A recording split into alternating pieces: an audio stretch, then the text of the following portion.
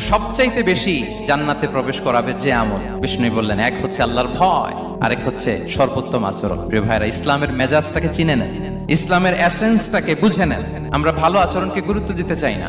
অনেক নামাজি লোক দেখবেন নামাজ পড়তে পড়তে কপালে কালো দাগ ফেলে দিচ্ছে, বাসায় বউয়ের সাথে খারাপ আচরণ করে, খিটখিটে মেজাজের, প্রতিবেশীর সাথে শুধু ঝগড়া, কলিগদের সাথে ঝগড়া, মারামারি, দুঃসম্পর্ক, এরকম আছে না? নাই বলেন, আছে না?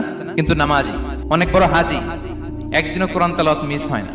তো এত আবাদত করেও সে ইসলামের আসল এসেন্সটাকে ধরতে পারেনি। বিষ্ণু বললেন, সবচেয়ে বেশি জান্নাতে প্রবেশ করাবে যে দুটি আমল, একটি হচ্ছে তাকওয়াল্লাহ, আল্লাহর ভয়, আরেকটি হচ্ছে উত্তম আচরণ, সর্বোত্তম আচরণ। তো আমরা যেন উত্তম আচরণের অধিকারী হই, আমার স্ত্রীর সাথে যেন ভালো আচরণ করি, প্রতিবেশীর সাথে যেন ভালো আচরণ করি, ছেলে মেয়েদের সাথে যেন আমাদের অ্যাটিটিউডটা ভালো থাকে, আচরণটা ভালো থাকে, কলিগের সাথে যেন ভালো থাকে। বিশ্বনবীর আচরণ যেমন ছিল তেমন আচরণ যেন আমরা গড়ে তুলতে পারি। আওয়াজ করে পড়ুন আমিন।